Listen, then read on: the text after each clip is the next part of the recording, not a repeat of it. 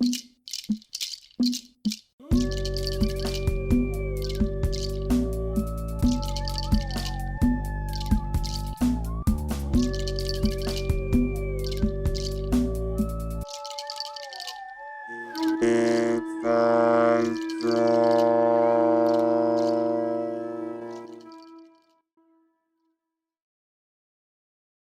it's been a long time that we don't do one of these, but luckily we're back. Iliana, ¿cómo estás? Muy bien, ¿y tú? I'm here chilling. Very, very grateful that you're here having a conversation with us. And sorry, homie, like again, I said my dog is crazy, man. It's okay. He's loving. But thank you for Yeah. having me here. I'm very grateful for you. Hey, for sure. Tell us about yourself, dude. Where you from? You from El Paso or what? Yeah, I'm actually born and raised here in El Paso. I moved to Chaparral, New Mexico, which is an even smaller town when I was 4 years old. Grew up in New Mexico for quite some time. Moved back to El Paso about 6 years ago, and I just love my people here, you know? Hell yeah. How was it growing up in a small ass town in Chaparral? Oh my God. You know what's funny is that my grandpa, he had a lot of farmland. Right. So I grew up eating, organic fruits and vegetables and Nice. playing with dirt and, just going, an extra 3 miles to see my closest neighbor. Right, right. The people that will hear us eventually they'll figure out what I'm talking about because yeah, the closest neighbor is far, far away. Right. Has it grown a lot since that time, or is it still the same? It has actually a lot. That community eventually, hopefully, it'll turn into a full-fledged town. But still, in the meantime, people buy acres and acres of land, so you're still gonna have to make a trip just to see your closest Right. neighbor. And when did you say you moved to El Paso? 6 years ago. 6 years ago. And how was that transition? Was it not that different because you already lived close, or? I think it was a little bit different just in the fact that it has that city vibe.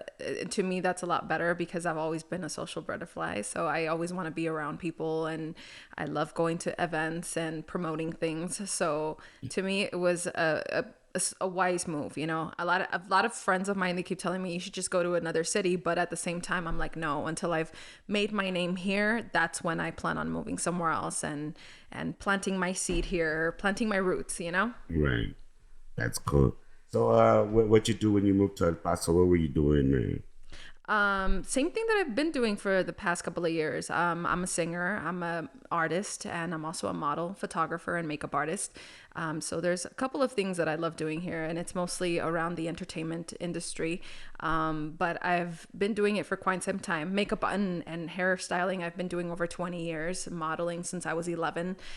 Several publications, several different companies. But I think that the reason that I've stayed here for so long is that I've had so many people constantly looking up to me as far as these industries are concerned. So right now I'm in this phase in my life where I want to coach other women to show them like you can do it too. There's nothing really special about me. It's just having the persistence, the tenacity, and just como se dice, las ganas de querer hacer las cosas, you know? Right. What do you think it takes for people to have ganas to be like that? To do it? Yeah, like, 'cause, I mean, there's not a lot of people that are out there getting it, So, someone that's out there trying to get it and being successful at it, what do you think motivates you to be motivated? You know what? It's so funny that you say that because I've looked at different types of gurus and they've always said that motivation is bullshit. Personally myself, I'm serious. Like you either want to do it or you don't, and it's like, and if you want to do it, you're going to do it. And if you don't, then you're not going to. So motivation has to be self-centered, and it's not about being, how do I say, like, conceitedness. It's just you have to go out there and do it for yourself, and nobody's going to push you to do anything because at the end of the day, this is your own life.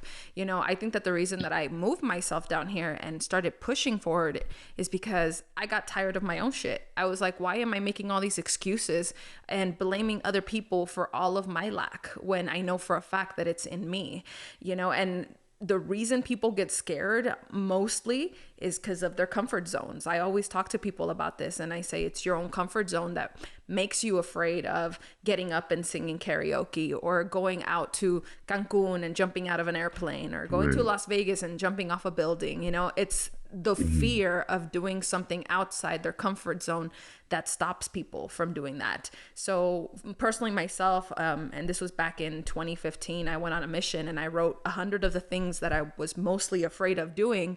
And I said, you know what? Fuck this. I'm going to do it. I'm going to do every single one by one. Even if it, crazy. yeah, but don't get me wrong. Like, they were scary as heck for me. You know, at the time when I did them, they were scary. But after I got them done, I was like, you know what? Like, this feels bomb. And then you are in this high, and then it just, like, how do they call it? The snowball effect, where you're just moving to the next goal and the next goal and the next goal. And then finally you're in this state of mind where, I don't want to say you feel limitless, but at the same time, you kind of do. You're like, I can do anything, you know? Right, yeah.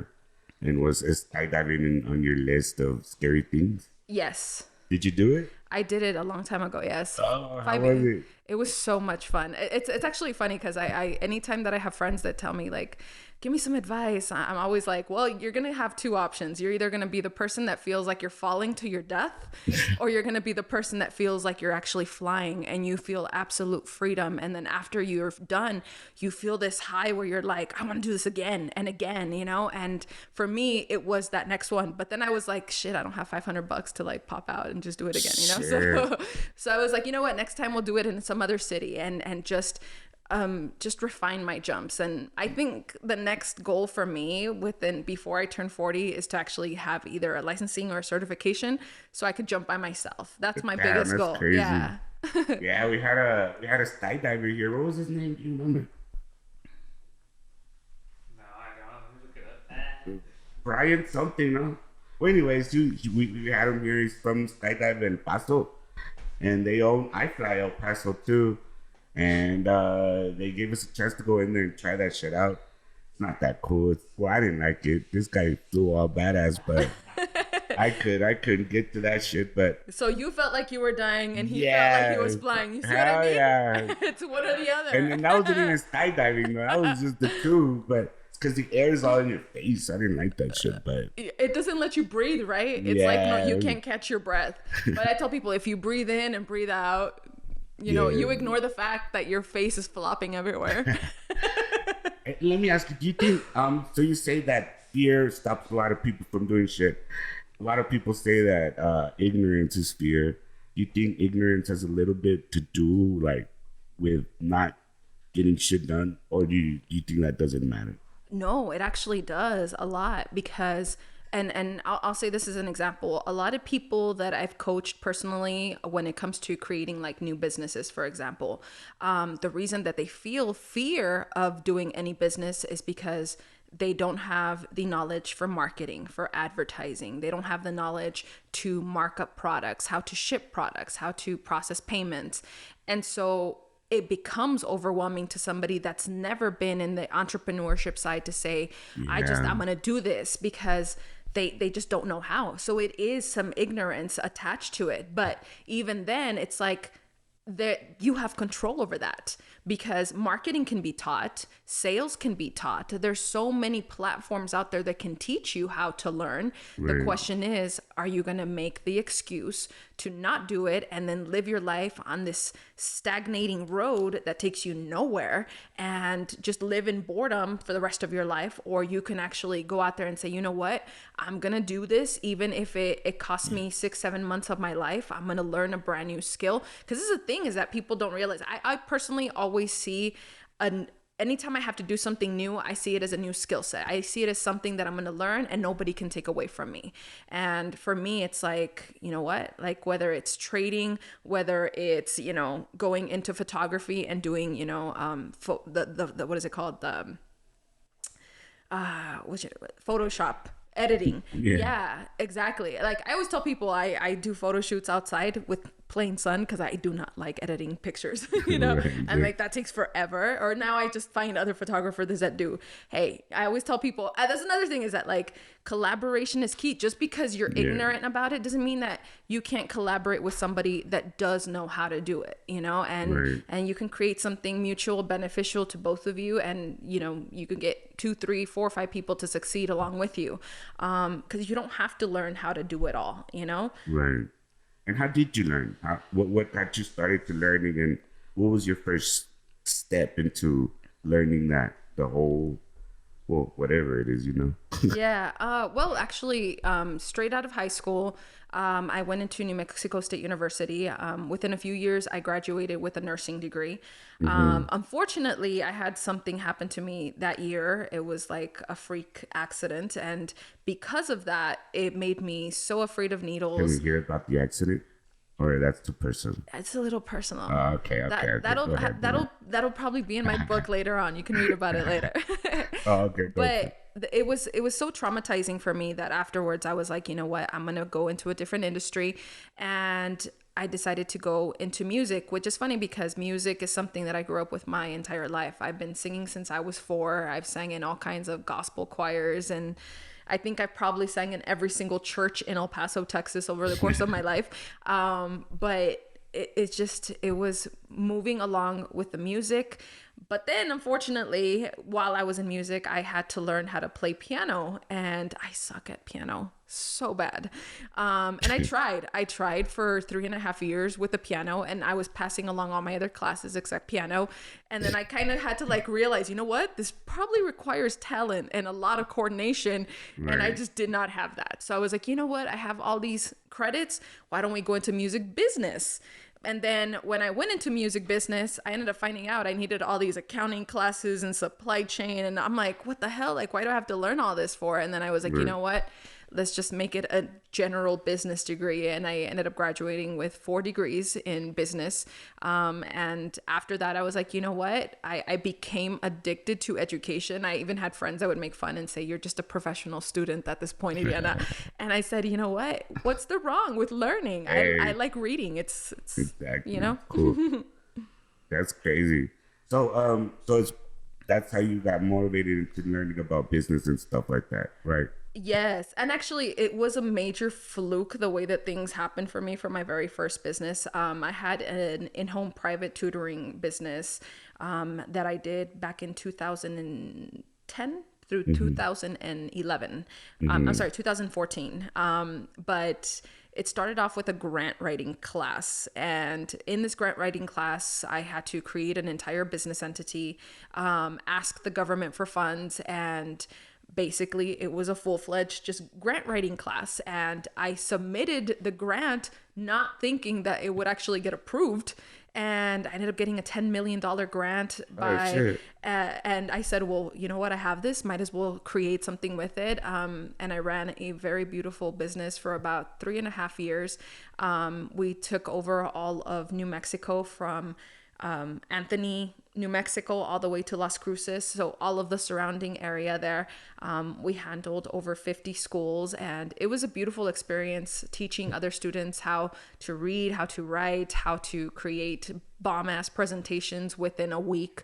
But I took everything that I learned in school and I started teaching it to other children. And it was really rewarding in the fact that a lot of these students ended up going into major schools, considering most of the students that I was teaching were illegal immigrants. A lot of the kids were illegal immigrants, and most of them came into our program not even knowing how to speak English. And we ended up getting some students into Duke University. One of them made it to La Jolla, a law school. And it's just like, and we have a lot of successful stories, but it was mostly about just pushing forward. Problem is, at that time I was a very naive little girl as well. I don't want to say that I was still this hardcore business savvy person, because I gave away my trade secrets. And unfortunately, the following year I had like 25 other people that now were competing against me, and before I knew it, all those funds ran dry, and I had to start another business and move on to the next thing, you know? Damn, that's crazy. So, what is it that you're doing right now at the moment? Right now, I own a online brand. It's called Tassini Girl. Nice. Yes. I started off Tassini Girl with the idea of empowering women to not just looking beautiful and empowering their self-esteem, but really getting a woman to understand how to run a business online. And I'll tell you a little bit of a background before, because prior to that, I worked in a business to business industry. I helped business owners with anything that they needed, whether it was trusts, wills, estate planning, life insurance, internet services, merchant services, supplies, paper, whatever a business needed, I could supply them. But unfortunately, because of the pandemic, a lot of my clients ended up having to close down their businesses, and a lot of them went bankrupt.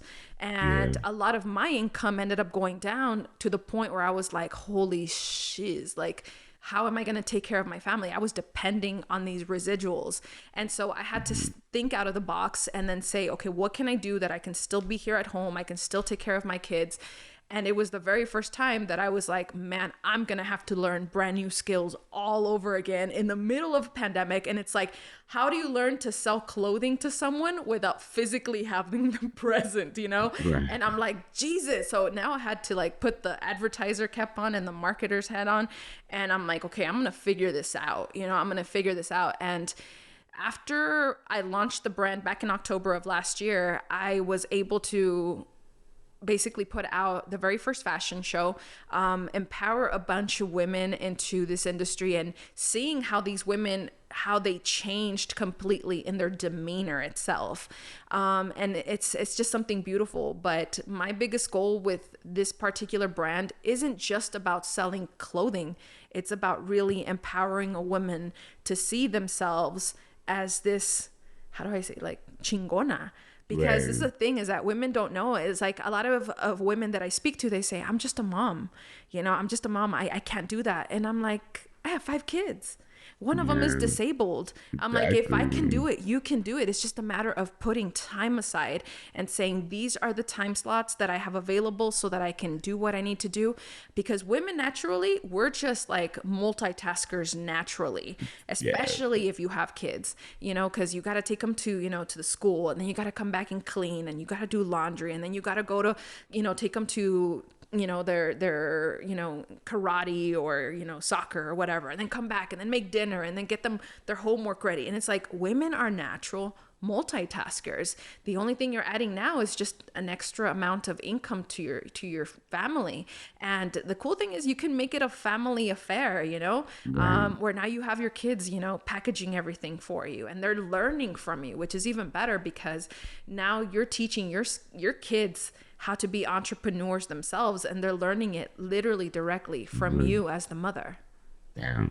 So you're working from home right now as well, todavía, or now you're moved on to an office, or what? No. Everything's literally from home. Yeah. And the great thing is, like, I have my distribution centers. I have one in Miami and one in California.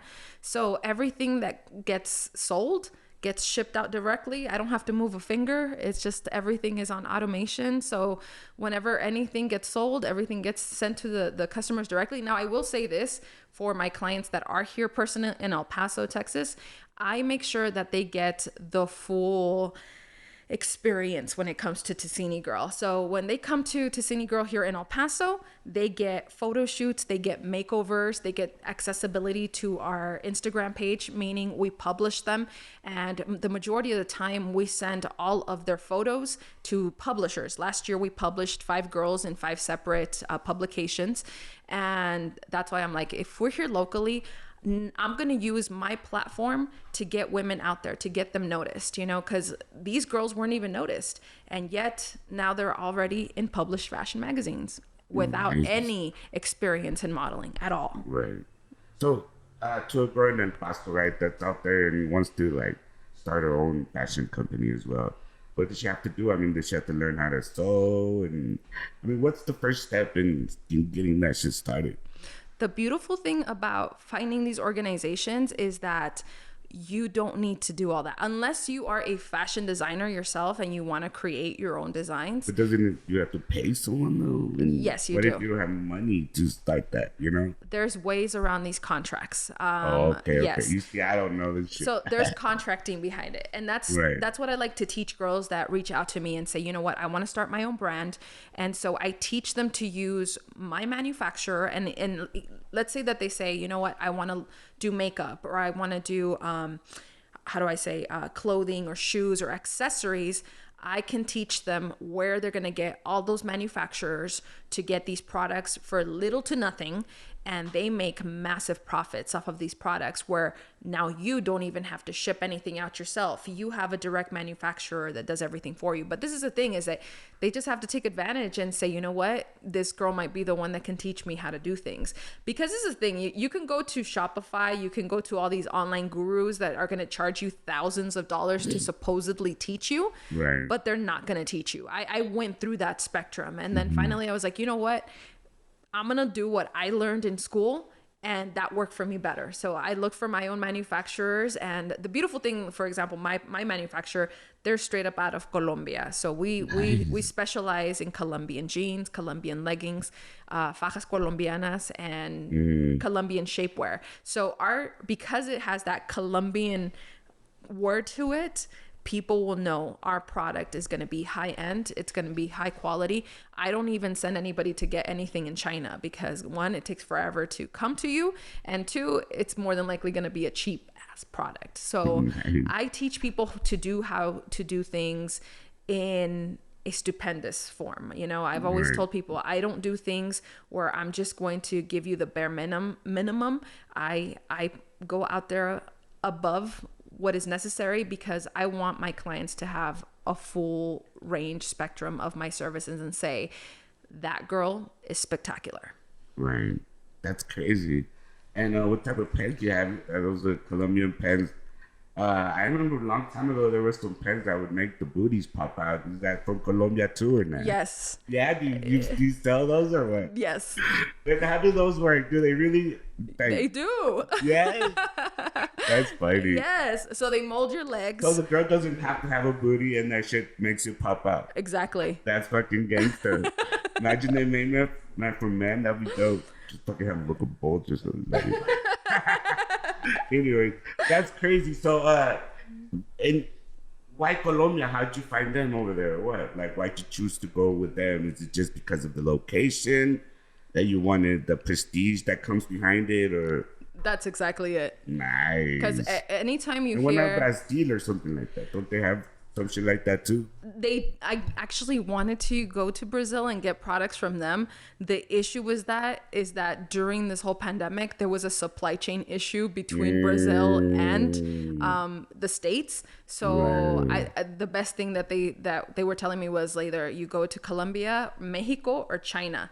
The problem is with Mexico, they were asking me for too much up front, and they wanted me to buy thousands of dollars worth of product, and I said no, I can't do that. And then China, unfortunately, their products they were crappy. I tried, believe me, I tried to give them the benefit of the doubt. I ended up getting all this product that was just terrible, and I was más bien enojada que anything else. I was like, you know what, I'm not even gonna mess with them. And then finally I find this manufacturer from Colombia, buy a few products for them. I was so in love, I started crying, and I'm like, finally, because this was literally 8 months worth of work trying to find a good manufacturer, you know? Right. Have you gone to Colombia, or is this over the internet and shit like that? Just over the internet, Yeah. But it's actually one of my goals to go by the end of this year. I want to go to Medellin. Medellin? Yes. Nice. I don't know anywhere. I just want to go to Colombia, somewhere there. That's cool, dude. And so, someone without money, right? They want to start this shit. Can they contact you somehow? Yeah. Like, is there a way to get in contact with you and be like, yo, I need help and I want to do this, and is there a way you can help them out or Of some course, shit? of course. They can actually go to tassinigirl@gmail.com, TISSINI GIRL.com, or at gmail.com. But they can reach to me either way. Anytime any girl calls me, especially when they want to start off a business, I put them as priority, just because of the fact that it takes, first of all, it takes a lot of guts to even be on that mindset, because Right. not many are even in that mindset. You know, Exactly. some people, they look at your product and they're like, you know what, I want to buy a shirt or a pants. But most people don't think, I want to create my own brand. No, you know, it's in you when it's in you. And if it's in you, I'm not going to be that type to deter anybody. So yeah, they want to give us a call. They can go to tassinigirl.com or tassinigirl@gmail.com. Well, there you go. And you say you sing, right? Yes. What type of music do you? I know you said you did a lot of churches and stuff, but what else do you sing? Actually, it's this is a funny story. So, growing up in church, I grew up with the apostolic ministry my entire life, and so I sang a lot of Spanish music. That's the biggest region that I grew up singing. But Right. because I grew up in such a strict church, and I hope my mama doesn't eventually hear this, but like I was a very rebellious kid. So Right. when she didn't notice, I would go to, I don't know if you remember Columbia Records, where they used to sell like CDs to you for like a penny. Oh shit! Yeah. Nah. I don't know if you remember. You don't remember those? It's like, but they used to sell you like these albums and you pay them a penny and then they do everything in installments. Yeah. I owe Columbia like thousands of dollars. I only paid them the Oh, penny. I think I know what you're talking about. It was through the mail, right? Yes. Oh yeah, I used to do those, dude. Man, I was telling you, that time I got my shit. I was like 10 years old, ordering CDs and shit. Someone gonna pay for these shit, not me. But yeah, I did that too. I know you're talking about that. I thought it was a Yes. store here in El Paso. Yeah. No, I never heard of that. So I ordered CDs from there. My mom would never notice, and I would always make sure that I would be there when they were going to get picked up. So she never noticed that I was ordering all of the CDs. And in her words, era música mundana, you know? And Right. era mundana. Oh, shoot. But like that's when I dove into like the gospel and rap and pop and R&B, and I love music. And throughout the years, my teenage years, I was like, you know what? I want to go to Broadway. I want to be a Broadway singer and entertainer. And unfortunately, I got pregnant, decided to have a kid, and I was like, man. So New Mexico State was the closest thing I had. While I was doing music there at NMSU, I ended up going and basically majoring in music, and I was a opera performer for quite some time. So about 6 years of my life, I did a lot of opera. So when it comes to music, honestly, I have a full range spectrum of when it comes to music, and it's just a variation of styles. So, how old are you when you started with music? And I was 4. you started because you wanted to, or you were forced into it, or Actually, that in itself is its own story. When I was 4 years old, I wasn't picking up language like the rest of my family. And my family, they were noticing I wasn't talking. I wasn't very verbal. I was a very hyperactive kid, but I wasn't picking up words or even social cues. And my family ended up finding out that I was dyslexic. I had hyperactive disorder, but it was the dyslexia that wasn't even allowing me to learn how to read. So it wasn't until I was 7 years old that I started learning to read because of music.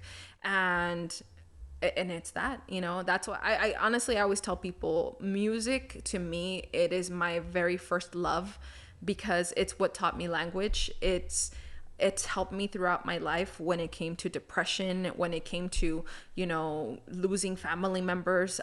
Music is what got me through a lot of things. But I always tell people, for some reason, music has a way of reaching the masses, and it does, because there's something spiritual about music, in that not only can it teach you to, you know, get out of a funk, you know, and get out of your own mind, or, you know, curse that boyfriend that left you, whatever, you know, Right. but it can help a lot of kids out there in the world how to read, and it's been proven that it can teach you how to read, you know. And that was it, you know. For me, it was the very first taste, and after that I was like, you know what, I want to do music for the rest of my life. But and I think I had told you about this, I'm not sure, but like the very first time that I said, you know what, I want to do this as a career itself, and again, another moment that I shouldn't be saying this on here, but my my family is gonna be like, what the heck, Illiana? So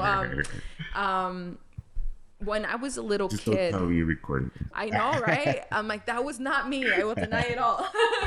But when I was a kid, like my cousins, they lived over by the, how do I say? They lived close to downtown, what we call the projects, you know?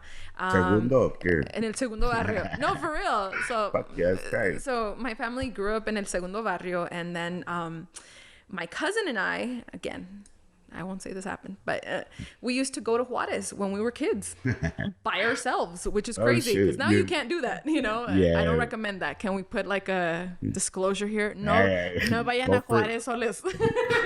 But back then, I said go. but back then, like, we were niñas sanas, you know? And so every weekend or every other weekend, my mom would drop me off with my uncle, and, you know, she'd give us like $5. And little did my uncle know, we would literally cross the bridge and then we would go eat snacks the whole day. Because $5 back then in the 80s, it was like a lot of money. So we'd go and we'd eat. And this one time, my mom gave me $10. And so now we're like thinking we're balling out here, right? And so we went crazy and we bought all kinds of food. And little did we know that right before leaving, crossing the puente, there was this place like maybe 2 blocks back, que venden aguas frescas, and that's all they do. And compramos unas aguas frescas, not noticing it was the last money that we had. We didn't even have money to get back in. Yes, and all we needed was a quarter, which is funny. But we left no change, and at that point, like, it's crazy because my family, they owned restaurants back then in Juarez. And we still have one out there, se llama Hamburguesas Kikos, pa si quieren ir a comer allá. Hey, you know? But I was like, my cousin was like, you know what? You can go back and you can ask your uncle for money. I'm like, hell no. If I go, they're going to know that we're here without my family. I'm going to get in so much trouble. So the only thing that I could think of was, you know, I saw some little kids. They were over there juggling. And I'm like, well, I don't know how to juggle, but I know how to sing. And I told my cousin, tómate lo que está en el vaso. So we drank our agua de melón, pusimos el vaso, and I sang And I Will Always Love You by Whitney Houston. Oh, shit. And it was crazy because at that time, I'm like, man, if they had phones back in that day, I'd be viral right now. Right. Pero había una bola de gente. And I was like, in my mind, I was thinking, you know what? Maybe this is something that I could do for the rest of my life. And for me, it was such a motivation that I was like, you know what? I want to do this even more. And that it was the first time after that. By the way, we got our money. We actually got about $200. Oh, shit. I know, it's crazy. So we split it in half. We didn't tell anybody. We made money, and then we ran to my uncle's house. We were there hours late, and he was like, where the hell were you guys? We're about to call the police. And we're like, we were just playing around downtown, you know? And it's just like, yeah. But yeah, now they're gonna know. So yeah, Truth comes out. But it was fun, you know. And nowadays, I just tell people, you know what? If you feel it in your heart, go after anything you want. You know, if that's something you want to do, like, don't let anyone stop you. And at the end of the day, the person that's stopping you from doing anything is yourself, you know? But if you learn to tell that inner voice, that inner asshole to shut the fuck up, like, you can do anything, you know? Hell yeah. And you down to bust out right now, or are you too shy? It just depends. What would you like me to sing? Whatever. It's whatever you want. Okay. Let me see. Actually, let's do something for your home. I want you guys to be blessed. Let's do it. That's my house. Okay. So this is Be Blessed by Yolanda Adams. And I'll only do a little bit because I can't take too much of her this time. But it goes, too many storms have passed your way, and you're all washed out 'cause it rained on your parade.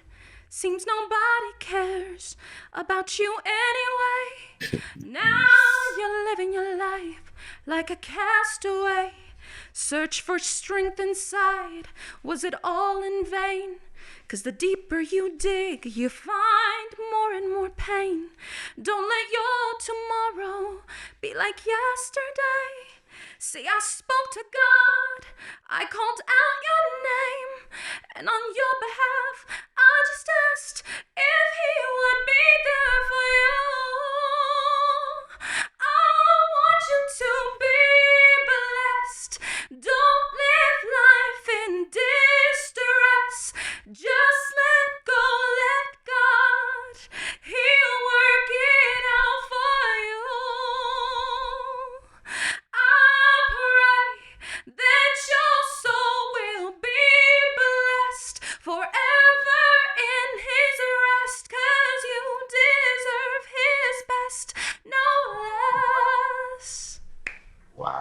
dude. Sounds really nice. You have a really pretty voice. Thank you. Sounds professional as shit. Thank you. Damn, turn off the CD, bro. Nah, yeah, and have you ever recorded anything? I mean, you do have a really nice voice, actually. A lot of people say they know how to sing, and then they sing, and then they're just, aight. But no, you're pretty good, actually. You're pretty badass. Thank you. I'm actually launching my very first single April 1st. I'm launching a song called Omani Padme which is actually a Tibetan chant, but I gave it its own little twist so that people could know more about the Tibetan culture. It'll kind of like plant the seed, like, what is she saying? You know what I mean? Can we hear a little bit of that? Or that I have to wait until it comes out? You're going to have to wait till that one comes out. But I'll send you details when it's out and ready. It'll be out in all platforms, YouTube, Spotify, every platform that you know as far as downloading and as far as, what do they call it? Live streaming? Right. So it will be available on all platforms. Why'd you choose this particular song? Honestly, it's just the fact that there's so much crap going on within the government right now and the world itself that I think that we need a lot of positivity back right now in the world. And once people realize what the chant is truly about, they're going to understand why I put that out there. People that know me personally, they know I'm very happy. I'm very outgoing. I love talking to people and being around people, and I wanted to give something to the world that represents myself as a whole, as a person, but putting out those positive vibes forward. There we go. That's fucking tight, dude. That's cool. And what is that chat mean? You can tell us. Omani Padme Actually, can I borrow your phone? So Omani Padme has a very big significance. But basically the word itself, or the sentence itself, it means it's to have the jewel in the lotus. And I know it sounds crazy because people are like, what the heck are you talking about? And even Tibetan monks, to them, it's strange to see what it could mean, because when they are singing it, they're literally saying the same 5 syllables over and over. Om mani padme Om mani padme Om mani padme But it basically is associated with compassion, with love, and just having compassion for the world. But the song that I wrote is called I Am Om Mani Padme I personally think that, you know, in many scriptures, and even people that are into holistic understanding or esoteric understanding, our lips are literally creations. They're manifestations. And our words are so important, because you know how they say it's like our lips can either, you know, give life or completely kill something. You know, it's like, or how do they say, loose lips, what is it called? Sink ships. Right. You know, and so I wanted to come in with that knowledge and really show people, not only is like, because Om Mani Padme when sang, these people out in these Buddhist temples, they have massive amounts of people that sing this song, and they sing it to protect their area or their homes. And that's why all these Tibetan monks, if you ever see the areas that they live in, they're naturally green, they're lush, they're full of birds and all kinds of beauty, you know? And I'm like, man, they know something that we don't know, but it's because of the chants that they put out there. But let me read this to you so that people get an understanding of what exactly it means. Because in a whole, Om Mani Padme it just basically means the jewel in the lotus. But to them, it's actually deeper in that. It says here, and I'm going through Wikipedia, it says the 6-syllabled Sanskrit mantra, particularly associated with the four-armed Siddhaskari form of Avalokshivara, the Bhokstava of compassion. So they're basically creating a godly chant. It's like a prayer. Right.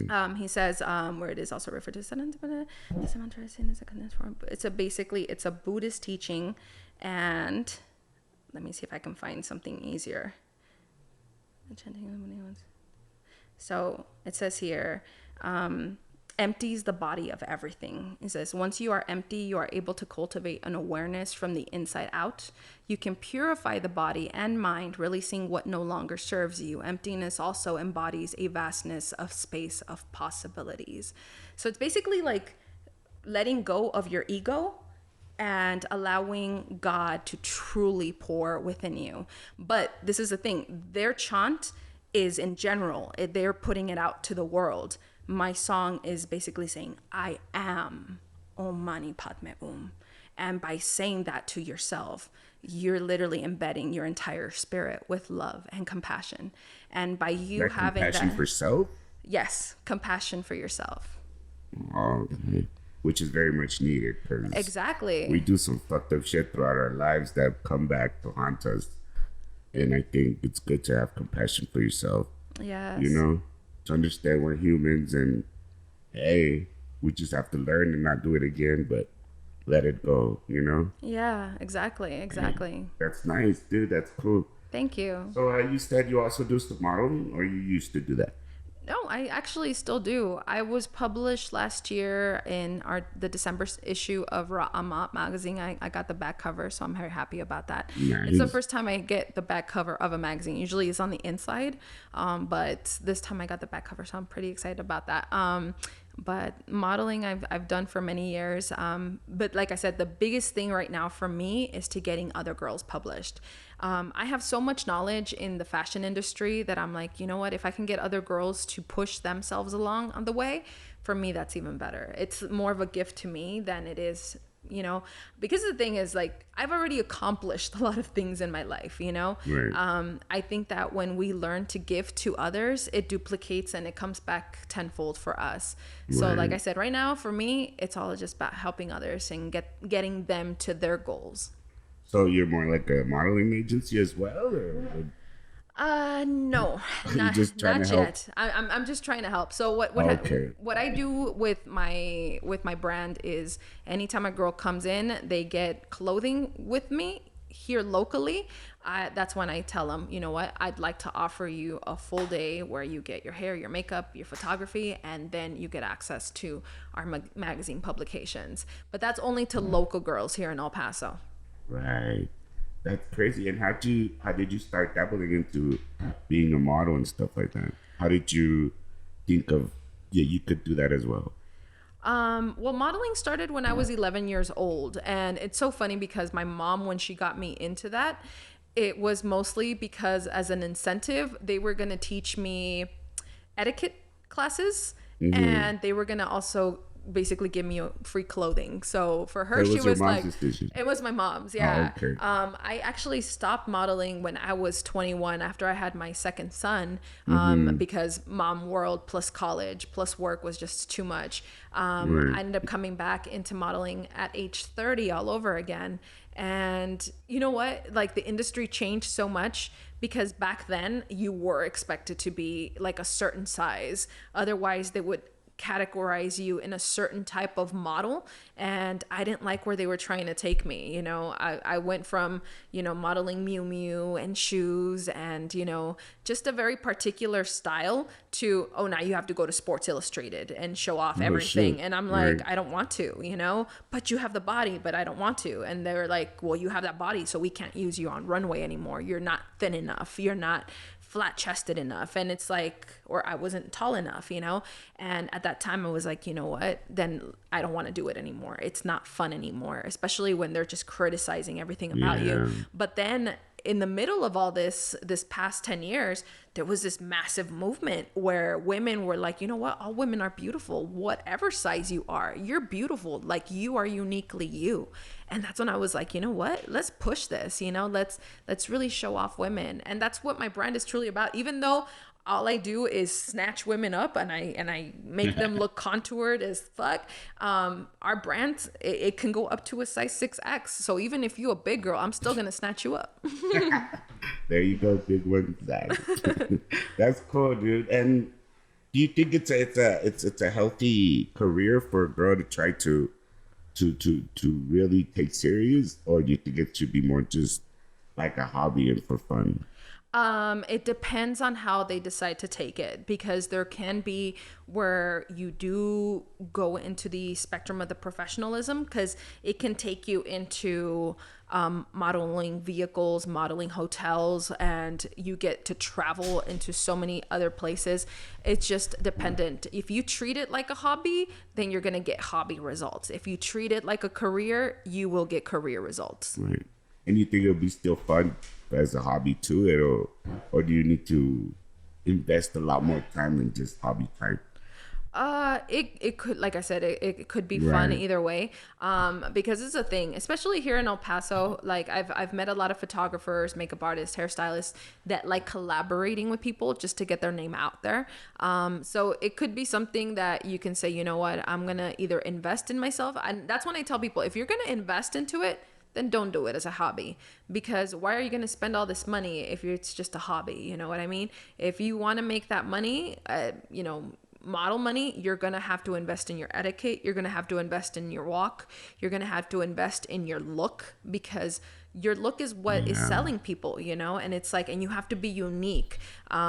Because I will be honest, I've met a lot of models here in El Paso that think there are models that look like the next one, that look like the other one and the other one. And it's like, you have these cookie cutter models.